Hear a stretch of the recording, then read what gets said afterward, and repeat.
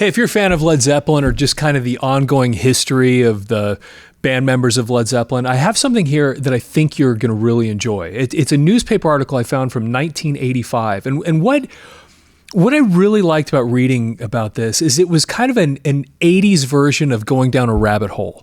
And as I read this with you, you'll see what I'm saying. But it's something that, as I read this, I could totally relate to what this guy was going through. Basically, this is written by a guy who is apparently like a program director of a radio station.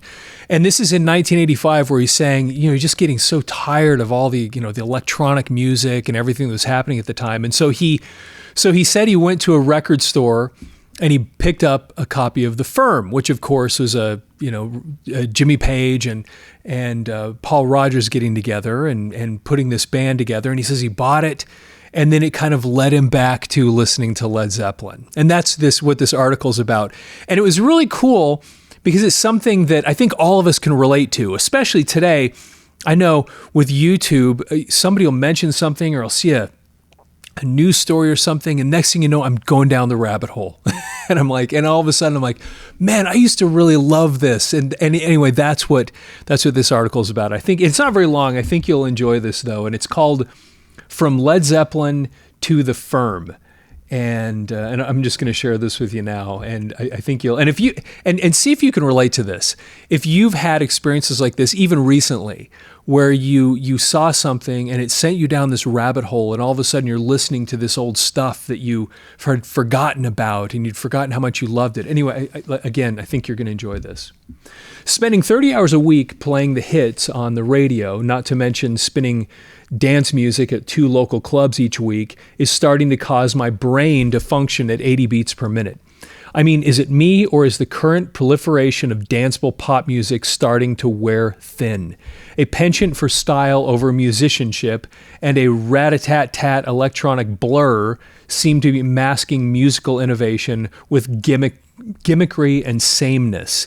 And isn't it interesting to listen to this is coming from 1985? Because obviously you could say so much about, the same thing today. People sometimes ask me what kind of music I like to listen to when I'm away from my job. And of course, the answer is all kinds. In recent years, however, I've shied away from really heavy hard rock. I used to like hard rock, but I guess I got bored with it. Now I find myself feeling the same way about the so-called new music of the 80s, the music I abandoned hard rock for. It was in this frame of mind that I strolled into one of the local record stores last week, searching for some real guitar, some real bass, and some real honest-to-goodness drums, not the kind you can play with 2 fingers. I really didn't know what I wanted to buy upon entering the store, but for some inexplicable reason, and without premeditation, I walked directly over to a rack and bought The Firm, the new album from the group of the same name. The Firm is a new group featuring Chris Slade on drums and Tony Franklin on bass, but it is fronted by 2 of the 70s most popular and influential British rockers, Paul Rodgers, the singer-guitarist formerly of Bad Company, and Jimmy Page, founder, leader, guitarist, and sonic force behind the legendary Led Zeppelin. I suppose it was Page that moved me to check out The Firm. I think that was probably true for a lot of us. As soon as we heard that The Firm was coming out with this, of course, I loved Paul Rodgers, and I think most of us were interested in that, but really it was Jimmy Page. What's he up to? And that's what drove us to buy that record and be interested in it. First of all, let me say that while The Firm isn't a great album, I really like it. There isn't a drum machine or electronic dance beat in sight. Because I haven't paid a lot of close attention to these types of groups in recent years, The Firm, at least for me, was like a breath of fresh air. The music is steeped in the 70s. Franklin plays in the most modern style. And as you might expect, the group at times sounds like Paul Rodgers singing with Led Zeppelin. Matter of fact, the song Satisfaction Guaranteed has so many little kind of Zeppelin-esque things in there, and you throw Paul Rodgers' voice over that, and it's just, that song, I think, is just a classic song. Even if you don't love the album, that it's such an amazing tune. Listening to the firm led me to dig out and blow the dust off of my old Led Zeppelin records, which in turn caused me to think about all the slings and arrows that were tossed at the group by the punk rockers of the 70s. Zeppelin was referred to as a dinosaur, big, slow, and old. But in 1985, the punk movement is all but dead, having only a minimal effect on today's popular music, while Page and his cohorts are once again enjoying a day in the sun. The firm is already in the top 25 on the album charts after just 3 weeks. The group's single, Radioactive, has already cracked the top 40, and the firm's current U.S. tour is selling out. Jimmy Page, who's 41, made his mark as one of England's top studio session men. He worked with such diverse British acts as The Who, The Kinks, Petula Clark, Tom Jones, and Joe Cocker. He was asked to join the Yardbirds in 1965 when Eric Clapton left the group, but he declined, not wanting to give up his lucrative session work. He finally did join the group as a bassist in 1966 when Paul Samuel Smith left, then switched to guitar when lead guitarist Jeff Beck took ill. When Beck returned, the group fronted a double guitar attack. The Yardbirds broke up in 1968, and Page found himself with no group and a lot of unfulfilled European tour dates. He decided to put together a new group and eventually settled on studio bassist John Paul Jones, who first played with Page on Donovan's Hurdy-Gurdy Man album. Do you remember that song, Hurdy-Gurdy Man by Donovan? That was such a cool... I absolutely love that song. The relatively unknown vocalist Robert Plant, and drummer John Bonham. Thus, the new Yardbirds were born.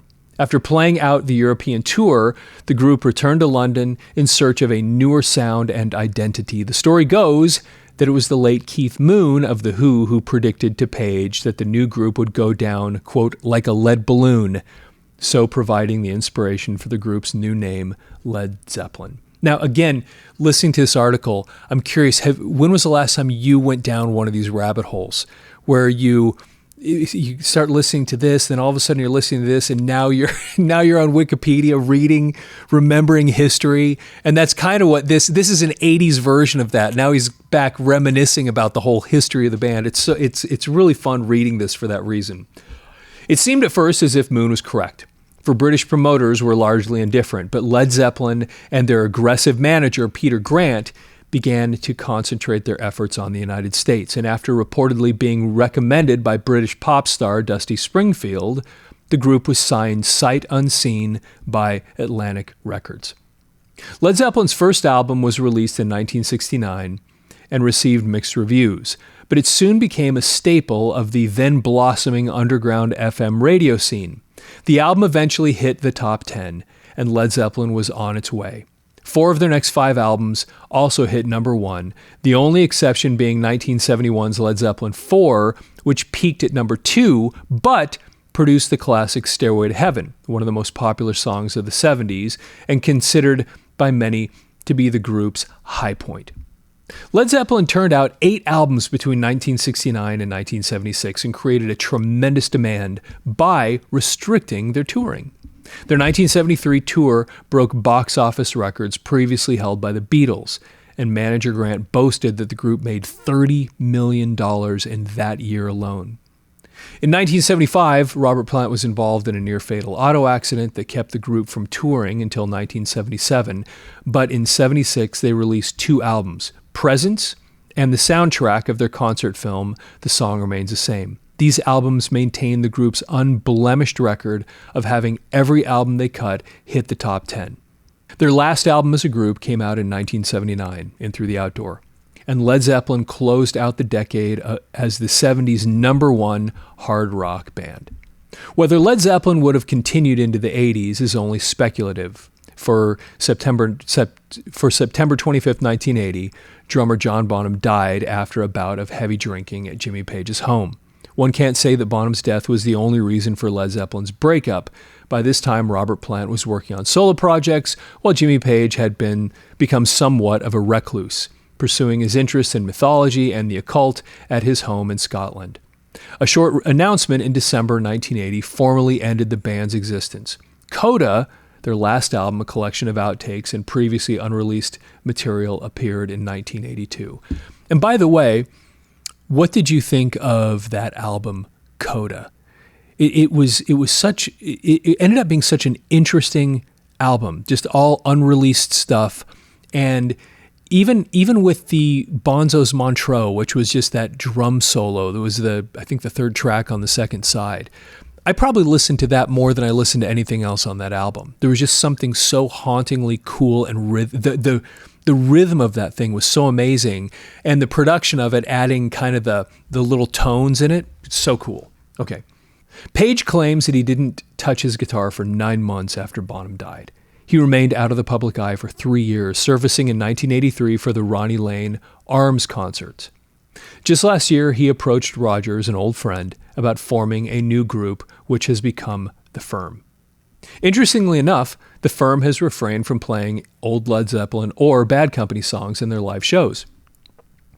Page and Rodgers haven't completely ruled out such material, but for now, they want the music of the new group to stand on its own. And interestingly, Robert Plant was basically doing the same thing, because he had put out Pictures at 11, Principle of Moments, and he toured on Principle of Moments with Phil Collins as the drummer, and did the whole tour just all his own solo stuff. And it was just kind of interesting, because I think a lot of people went on those tours expecting or hoping to hear something from Led Zeppelin, and there just wasn't. Now, I was a young guy at the time, and I actually really liked those first two albums, especially, that Robert Plant put out. Page has been quoted as saying, however, that Led Zeppelin died with John Bonham, and that the 3 remaining members of the group would never play again as Led Zeppelin. Since the breakup, Robert Plant has hit the top 10 twice with solo albums, and again recently with the Honey Drippers, while John Paul Jones is busy working on film soundtrack projects. Whether they love or hate Led Zeppelin, all serious students of rock history have to acknowledge that the group is one of the most influential and successful of all hard rock bands. As for The Firm, it's a nice return vehicle for Page. Hopefully, he will turn on the afterburners on their next album and give us more of the type of guitar playing that has put him among the greatest of his craft. And that's the end of that article. Anyway, I really liked reading that, because I have had that experience so many times in my life. And sometimes it has led me back to Led Zeppelin, where I'm just reading something or I see something, and all of a sudden I'm like, yeah, you know what? Matter of fact, I was listening to the band Kingdom Come not long ago, and there were so many little things that were reminiscent again of Led Zeppelin that you find yourself going back and going, that sounds a little bit like that part in Kashmir, and then I'm back to that. Or that sounds a little bit like that part in whatever it happens to be, and then I'm back to that. So anyway, I'm curious if you had an experience like that, if you've had experiences like that, and what bands were they that you found yourself going back and listening to this band and rediscovering something that you love? Because I actually had similar experiences that he had even in the 80s, where I started getting interested in so much of the music that was popular at the time, and then there's this little bit of fatigue of the electronic music, and then you find yourself wanting to get back to something that has that organic feel to it. And I think as a society, we go through that same thing frequently too, where we find ourselves going back to wanting to have that just foundational rock and roll, drum, bass, guitar, vocal music that just takes us back to that core of what rock and roll is all about. And as a society, we find ourselves going back to that every once in a while. And it's so interesting watching all of us collectively do that, and finding ourselves even on an individual basis, like this guy did, going back to that same thing too. Anyway, I hope you enjoyed that. Please follow the channel if you're not following it already, and like the video. If you know other people that are into Led Zeppelin and The Firm and this history, you probably do if you're into it. Please share it with them. And with that, as usual, have yourself a fantastic day.